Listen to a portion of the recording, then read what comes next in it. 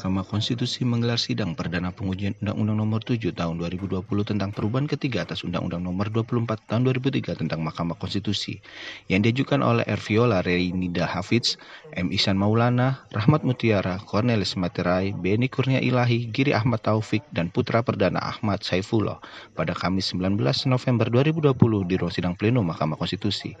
Kurnia Ramadana selaku salah satu kuasa para pemohon menyebutkan lingkup pengujian perkara tersebut meliputi uji formil pembentukan Undang-Undang MK, yakni pasal 15 ayat 2 huruf D dan huruf H, pasal 18 ayat 1, pasal 19, pasal 20, pasal 23 ayat 1, pasal 59 ayat 2, dan pasal 87 Undang-Undang MK.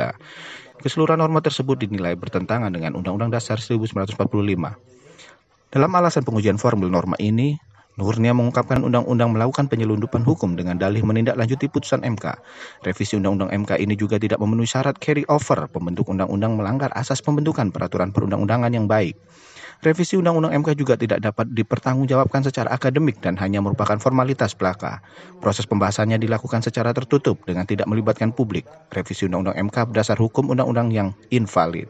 Sedangkan untuk pengujian material, lanjut Kurnia, para pemohon mempersoalkan limitasi latar belakang calon hakim usulan Mahkamah Agung dalam pasal 15 ayat 2 huruf H Undang-Undang MK dan kedudukan calon hakim konstitusi sebagai representasi internal lembaga pengusul. Selain itu, para pemohon juga mendalilkan penafsiran konstitusional terhadap sistem rekrutmen hakim konstitusi dalam pasal 19 Undang-Undang MK beserta penjelasannya dan pasal 20 ayat 1 dan ayat 2 Undang-Undang MK.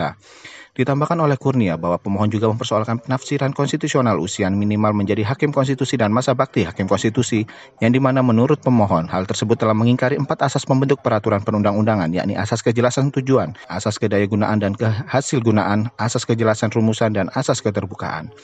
Usai mendengarkan keterangan para pemohon, Majelis Hakim Konstitusi memberikan nasihat kepada para pemohon agar memperbaiki sistematika permohonannya, mulai dari menguraikan kedudukan hukum para pemohon hingga menegaskan kembali permohonannya dengan membuktikan adanya kerugian yang dialami oleh para pemohon.